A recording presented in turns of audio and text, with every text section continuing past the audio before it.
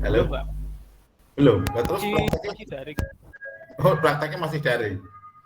Saya di Kalimalang praktek 3 kali. Sudah itu daring lagi. Ya pada ya salahnya saya juga sudah melakukan tugas, tapi kan ada edaran dekan mulai tanggal 16 itu supaya daring lagi kan itu. Jadi saya masuk tanggal 31, 2 kali, bahkan sudah 2 kali. Terus daring lagi, karena ya aturan kita aturan yang ada. Ya. Maka harus hati-hati betul. Ini saya juga kena. Satu keluarga positif semua. Tapi ya selagi masih bisa menghadapi Anda ya sebentar-sebentar saya tetap nengok kelas, tergantung situasi saya. Kalau kondisi saya baik ya mari kita belajar bersama, atau kita juga tidak pergi kemana-mana. Tapi saya juga isoman, tidak boleh keluar rumah saya ditangkap kalau warga sama pemerintah, kan ada undang-undangnya. Kalau positif kan tidak boleh keluar, nanti ngenani orang lain. Maka saya tetap di rumah, kalau bisa ngajar ya ngajar, lelah ya leren, gitu aja, enggak saya paksakan. Ya, kan kesehatan kan utama. Tapi pekerjaan juga pokok kan itu. Jadi jangan sampai merugikan mahasiswa yang lain kan gitu. Anda sudah pagi-pagi siap ini, oh enggak ada. Ya, paling tidak saya buka jalan semampu saya kan gitu. Ya, karena situasi.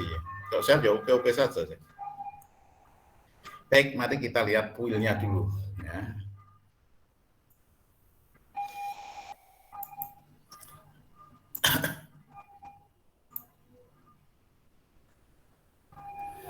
Sudah kelihatan? Sudah, Pak. Ya, baik. Ini sudah saya unggah di Bismart, tapi sudah saya buka atau belum, saya lupa, nanti saya ceknya.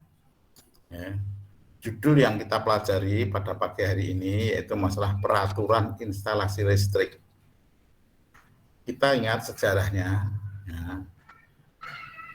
Peraturan instalasi listrik ini pertama kali ditulis tahun 24 sampai dengan tahun 1937, 13 tahun. Itu zaman Belanda dulu. Dengan nama Algemeen Volkswet voor Elektrische ya, Spektrum Installaties, disingkat dengan AVE. Tahun 1956 sudah merdeka, diterjemahkan ke dalam bahasa Indonesia, ya, menjadi ya, peraturan umum instalasi, ya, disebut dengan PUIL, terkenalnya dengan nama PUIL 64, berarti selama 8 tahun. Anda jangan tahu, lama sekali Pak. Zaman waktu itu kan juga tidak semuanya serba canggih seperti sekarang. Ya atau tidak, tahun 50-an itu kan apa-apa juga masih serba susah, makanya aturan itu 10 tahun lagi tadi. Ini yang terjemahkan dari Yayasan Dana Normalisasi Indonesia dan selesai tahun 64. Pada tahun 1977, PUIL 64 direvisi menjadi PUIL 77. Namanya masih Peraturan Umum Instalasi Listrik. Mengapa kok direvisi? Karena banyak sekali perubahan-perubahan yang harus diatur.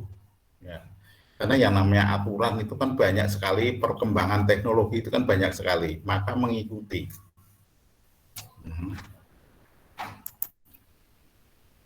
Kemudian 10 tahun kemudian direvisi lagi menjadi PUIL 87. Nah, ini diterbitkan sebagai SNI Standar Nasional Indonesia nomor 225 1987. 13 tahun kemudian, tahun 2000, Peraturan Umum Instalasi Listrik atau PUIL 87 itu diubah menjadi Persyaratan Umum Instalasi Listrik. Jadi tahun 2000 itu namanya sudah bukan peraturan lagi, tapi P-nya itu adalah persyaratan. Jadi merupakan suatu syarat. Jadi tidak sekedar diatur, tapi itu adalah merupakan syarat. Yang disingkat dengan PUIL 2000. Yang berorientasi untuk instalasi tegangan rendah dan menengah di dalam bangunan serta memuat sistem pengaman bagi keselamatan manusia secara teliti. Sekarang 2011 berubah lagi. Saya belum mendalami sedalam-dalamnya, nanti saya masukkan di Bismat, ini yang Puil 2011. Yang tertarik silahkan dibaca, karena konsepnya orang elektronika, oh ada Puil, intinya ini, hanya itu aja orang elektronika. Kalau orang elektro, apalagi yang mau bergerak di BTL kan harus betul-betul tahu, apalagi yang jaringan, itu kan harus betul-betul tahu. Nah, maksud dan tujuan peraturan instalasi listrik itu agar dapat mewujudkan terselenggaranya instalasi listrik yang baik untuk melindungi manusia serta mengamankan barang dari bahaya yang ditimbulkan oleh listrik. Terutama 3 hal. Satu, yaitu berkaitan dengan keselamatan manusia terhadap bahaya sentuhan kejutan listrik.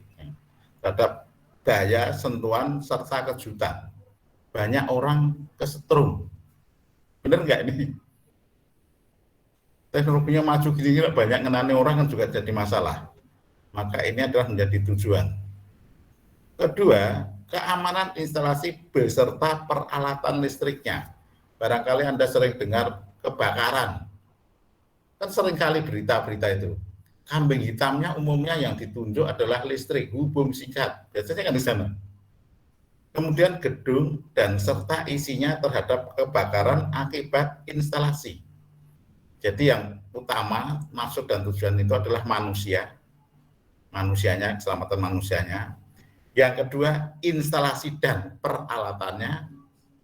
Yang ketiga adalah gedung serta isinya. Betul nggak ini? Ya, yang terjadi di lapangan kan semacam itu. Baik, barangkali ada yang menanyakan dulu, silahkan. Saya sambil ngecek ini, masih ada satu orang yang belum datang. Ya. Jadi intinya aturan-aturan itu yang pokok utama kan manusia, aman, selamat. Yang kedua, instalasinya berserta peralatannya. Yang ketiga, gedung dan isinya. Anda sering dengar berita-berita kebakaran, biasanya kambing hitam paling aman, hubung singkat, paling aman. Karena susah dibuktikan. Apalagi kalau instalasinya acak-acakan, seperti Anda lihat di pasar, di tempat-tempat umum kan banyak seperti itu. Jadi tidak rapi, orang nyambung ya asal. Ini kan tidak boleh terjadi semacam itu, walaupun ada pengaman, ada MCB, ada sekring, itu kan sifatnya pengaman. Tapi faktanya terjadi saja ya, karena keterbuan kita sendiri sebenarnya. Listrik itu adalah sangat pokok dan segala-galanya, seolah-olah kan begitu. Bagi kehidupan manusia itu banyak sekali manfaatnya. Bahkan sambil gurau, orang itu bisa bercanda bahwa listrik itu bisa digunakan untuk memegangi nyawa manusia. Benar loh, coba. Ini guru loh saya, bukan itu apa serius enggak, tapi saya sering guru. Contohnya apa? Dokter itu kalau operasi listrik mati, kira-kira pasiennya bagaimana? Bener nggak coba? Kira-kira kalau sudah operasi listriknya mati, apa yang terjadi? Lepas gitu loh. Maka gurunya, bisa pegang nyawa manusia. Maka kalau ada operasi, mesti genset itu siap. Kalau terjadi gangguan listrik mati, siap penggantinya kan itu. Kalau enggak ya akibatnya fatal. Ini contoh gurunya begitu. Ya. Barangkali ada yang menanyakan, silahkan. Lanjut ya. Jadi tujuannya 3 tadi, keselamatan manusia, keamanan, ya, instalasi dan peralatan ketika gedung beserta isinya. Berikutnya ruang lingkup persyaratan umum. Yang pertama untuk perencanaan, pemasangan, pemeriksaan, dan pengujian, pelayanan, pemeliharaan maupun pengawasan instalasi listrik, tegangan arus bolak-balik dan tegangan arus searah yang terdiri dari 9 bab. Babnya ada 9. Ini kalau untuk Puil 2000. Ini saya bandingkan 2 masalahnya. Yang 2011 juga tidak jauh berbeda, hanya ada tambahan-tambahan. Jadi nanti saya munculkan pula di sini. Yang pertama garis besar Puil 2011, ya. Ini yang kita munculkan 2011. Bagian pertama itu masalah pendahuluan, prinsip fundamental, dan definisi. Ini kalau Anda akan terjun ke instalatir, hal semacam ini harus betul-betul diketahui. Yaitu yang meliputi pendahuluan perundang-undangan yang berlaku, berbagai macam proteksi dan keselamatan, desain instalasi, pemilihan perlengkapan listrik, pemasangan ruang lingkup berlaku maupun yang tidak berlaku dalam PUIL 2011, dan verifikasi instalasi listrik. Ini bagian yang pertama. Mengapa harus diketahui? Orang belajar instalasi mau tidak mau kan harus kenal PUIL, karena semua diatur di sana. Ya. Ini terutama disampaikan di perguruan tinggi apa? Kan siapa tahu Anda besok jadi pengusaha kan tidak tahu. Ya atau tidak? Karena orang-orang yang punya usaha-usaha ini kan kemungkinan itu kadang-kadang juga tidak sengaja bisa terlibat di sini. Suatu saat kerja di sini, oh tertarik, dia pengen usaha. Nah, itu harus mengenal hal-hal semacam ini. Gitu. Bagian kedua yaitu desain instalasi. Ini yang meliputi persyaratan umum, desain instalasi, susunan umum, kendali, proteksi, cara menghitung kebutuhan maksimum dari sirkuit-sirkuit rangkaian utama dan sirkuit cabang, jumlah titik beban dalam tiap sirkuit akhir, pengendalian sirkuit netral yang dibumikan langsung lewat sakar dan pemutus sirkuit, lokasi, dan pencapaian PHBK, papan hubungnya. Bagian yang ketiga, di sini ada asesmen karakteristik umum, meliputi kebutuhan suplai dan struktur susunan konduktor dan pembumian. Mulai dari sistem, suplai, pembagian instalasi, klasifikasi, pengaruh luar, kompatibilitas, dan pelayanan keselamatan. Semua sudah diatur. Ya, barangkali besok kalau kemajuan teknologi maju sekali, ya PUIL-nya berubah lagi. Karena PUIL itu adalah mengikuti dari perkembangan teknologi, terutama yang berkaitan dengan kelistrikan. Sekarang listrik itu sangat pokok. Nah, itu bisa dikatakan sebagai sembako, bahan pokok yang ke-10. Kalau dulu kan 9 bahan pokok. Kalau sekarang itu bisa dikatakan sebagai 10 bahan pokok, itu adalah listrik yang ke-10. Benar atau tidak? Sekarang kalau listrik mati, di masyarakat terjadi kekacauan tidak? Contoh yang paling gampang aja. Dalam kehidupan kita sehari-hari, ya, listrik mati 1 minggu itu kira-kira seperti apa yang terjadi? Ini contoh, 1 hari aja jadi masalah besar. Perusahaan tidak bisa apa-apa. Ya, karyawan berhenti tetap dibayar. Sudah berapa triliun kerugian yang terjadi? Itu 1 hari itu aja. Usaha-usaha yang kecil itu aja, fotokopi listrik mati sehari itu mau apa? Tidak bisa apa-apa. Turun lagi jauh kepada Anda. Listrik mati sehari masih 200. Oh, airnya pakai pompa. Bener nggak tuh, Bu? Sekarang saya tanya, rata-rata di rumah tangga itu masih ada yang ngerek timbo itu enggak coba kalau ambil air? Apa sudah pompa listrik? Ini contoh kehidupan kita dalam kehidupan kita sehari-hari. Siapa yang masih ada nimbo di rumahnya untuk mengambil air? Pakai gerean itu. Kan sudah jarang. Umumnya sudah menggunakan pompa listrik, apalagi di perumahan-perumahan. Tempatnya sempit, bor sumur rampung kan begitu. Ya, di atas sumur bisa untuk meja atau apa-apa kan bisa dimanfaatkan. Nah, kalau dulu kan rumah itu luas-luas, sumur di luar gini. Sekarang rumah itu rata-ratanya di bawah 100 meter persegi. Makanya kan ke sana. Maka listrik adalah sangat pokok dan vital. Dan sangat pokok dalam kehidupan kita sehari-hari. Maka bisa dikatakan ke 10 bahan pokok. Kalau dulu sembako 9 bahan pokok. Kan itu sekarang 10, semnya itu 10 bukan 9. Nah, ini realita. Baik, barangkali ada yang menanyakan, silakan.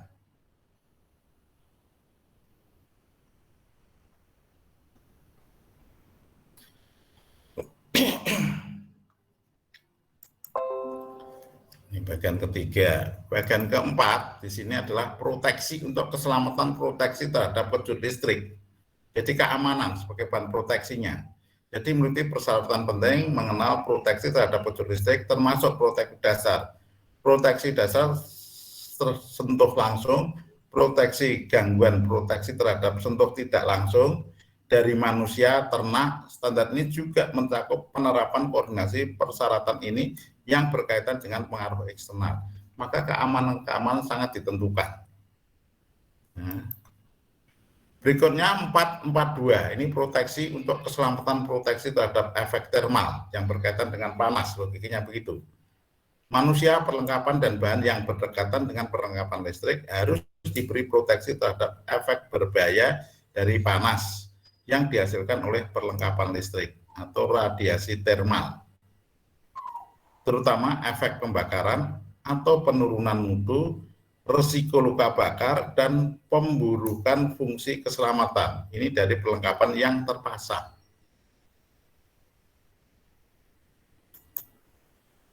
Baik, ini antara lain saya bacakan kunci-kuncinya saja ya. Nanti bisa dibaca sendiri kalau pas butuh. Nah, kemudian bagian 44 ini proteksi untuk keselamatan proteksi terhadap gangguan voltase dan gangguan elektromagnetik. Kemudian bagian 551 itu untuk pemilihan dan pemasangan perlengkapan listrik persyaratan umum. Kemudian di sini bagian 552 itu pemilihan dan pemasangan perlengkapan listrik sistem perkawatan.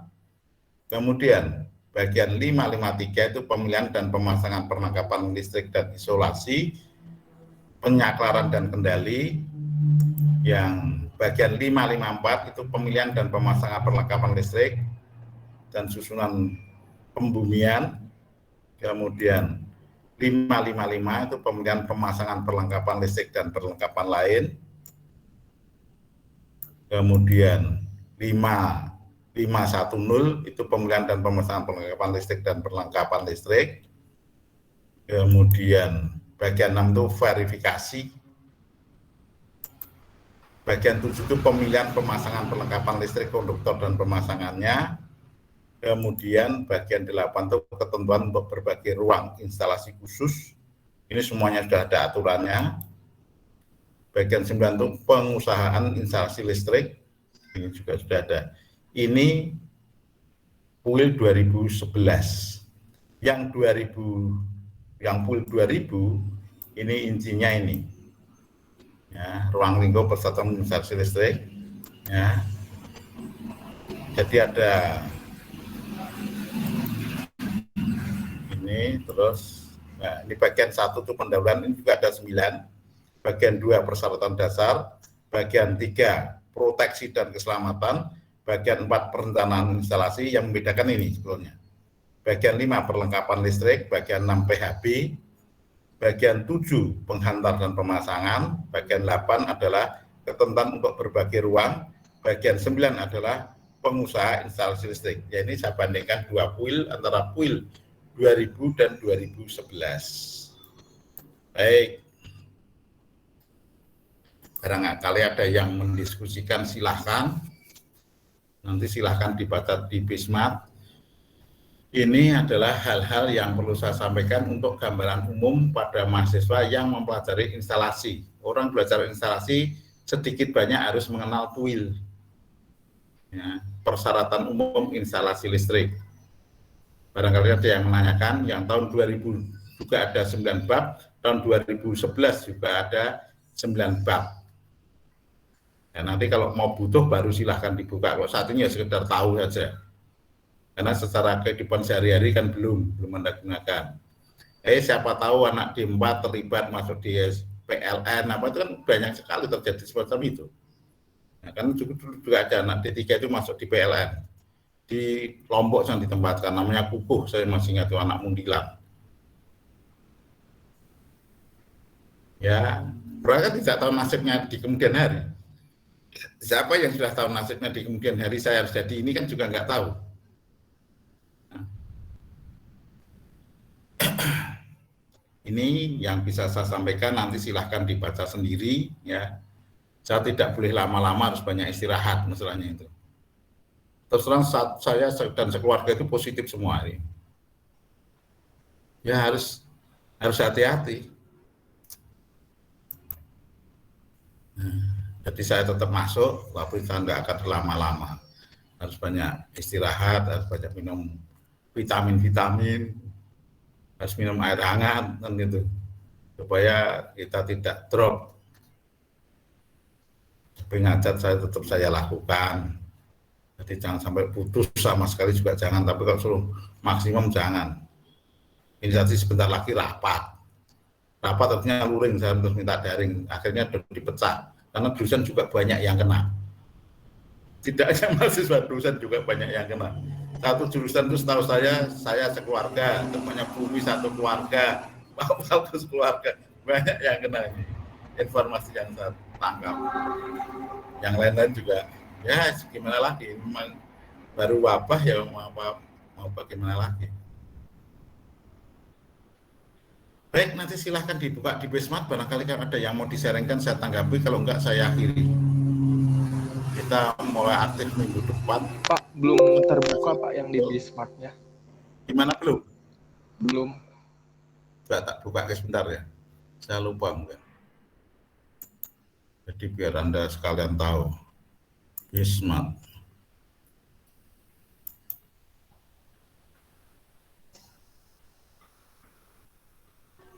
Lali namanya.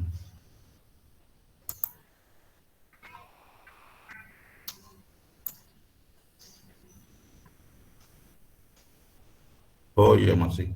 Hayden.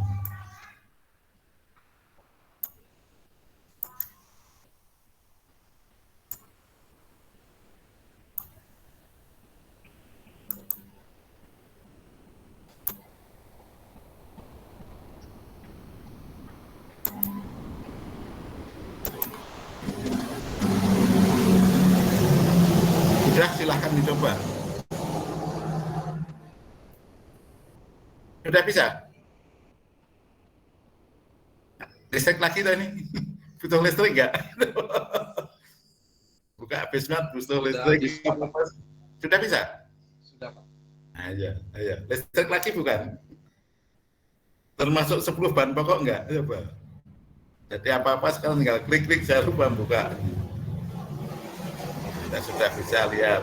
Di sana saya unggah kuil komplit tahun 2011. Jadi suatu saat Anda butuh itu dulu pernah dikenalkan sepintas. Tidak mungkin saya bahas kuil semuanya, kan jelas tidak mungkin. Ya, karena kan yang namanya kuliah itu kan hanya memberi arah. Suatu saat kalau sudah mulai butuh, baru Anda mulai mempelajari secara utuh. Itu kalau sudah butuh. Kalau belum butuh ya hanya buka. Oh, arahnya ini pernah diarahkan ke sini kan gitu. Karena kalau saya tidak ngomong kuil, tidak mungkin Anda membuka kuil. Benar atau tidak? Kecuali kalau Anda kerja di sana, oh dulu saya belum pernah disinggung nih sama sekali, paling gitu. Karena tidak ada di Indonesia itu yang namanya pendidikan, betul-betul siap kerja, nggak ada. Yang ada adalah siap latih. Kalau yang siap kerja itu namanya diklat. Jadi pendidikan dan latihan. Memang Anda hanya khusus mempelajari itu sesuai dengan yang akan Anda kerjakan. Tetapi kalau pendidikan di perguruan tinggi dimanapun di Indonesia itu siapnya intinya adalah siap latih. Jadi logika Anda ya itu siap dilatih, kemudian siap diarahkan. Jadi apapun yang Anda pelajari itu siapnya baru mengarah. Pendidikan di Indonesia begitu. Kalau yang langsung itu beda, misalnya Telkom punya pendidikan sendiri, PTN punya pendidikan sendiri, nah, itu memang digunakan untuk perusahaannya itu sendiri, jadi sudah langsung mengarah. PLN juga punya perguruan tinggi sendiri, itu ada, tetapi mereka memang dimanfaatkan sendiri, jadi dididik sendiri, langsung nanti dipekerjakan, jadi tidak banyak mata kuliah umum. Kalau Anda kan ada mata kuliah umum macam-macam, karena memang mau kerja di mana kan belum jelas juga. Ya pendidikan kalau terlalu spesifik juga ada baiknya. Baiknya langsung mengarah. Tetapi kalau di tempat yang mau ditempati itu sudah penuh, Anda susah untuk cari kerja yang lain. Kan sudah mengarah. Tetapi kalau umum itu bisa kemana, bisa kemana, bisa kemana. Ya segala sesuatu itu untung rugi ada. Ini yang terjadi. Sudah dibuka bisa ya? Baik, ada lagi yang mau ditanyakan, didiskusikan?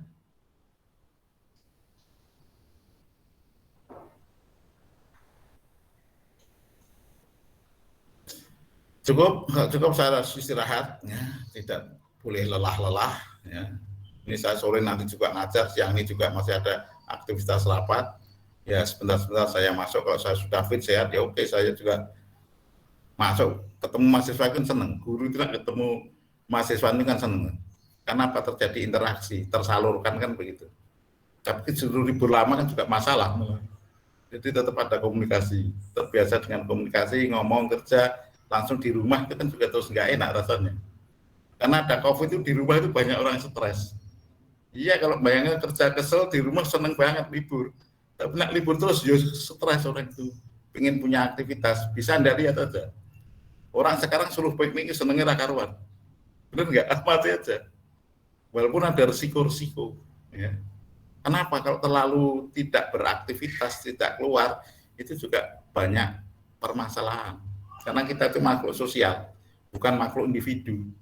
Jadi harus bersosialisasi dengan orang lain. Ya. Senangnya kalau masuk luring. Saya praktek itu sudah luring sebetulnya kemarin. Jadi tanggal 31 Januari itu saya sudah luring praktek. Semua praktek yang saya ajar, saya lakukan luring semua.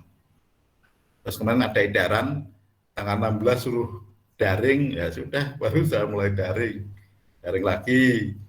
Ya, itu ada dua versi. Tanggal 31 itu saya masuk semua full 100% praktek.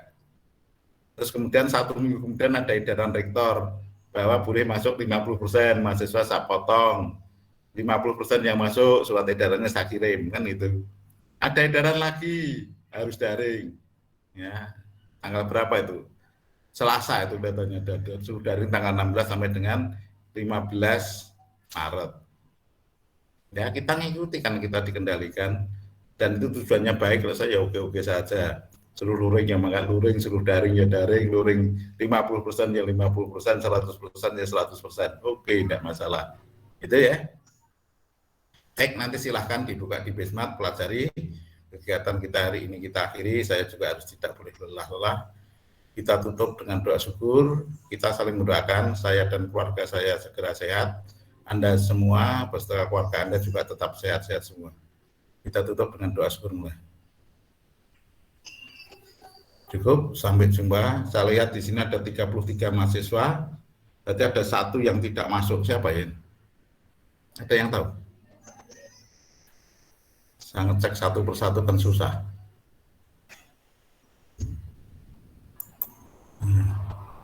Ini, ya sudah saya hitung masuk semua aja, susah saya ngeceknya.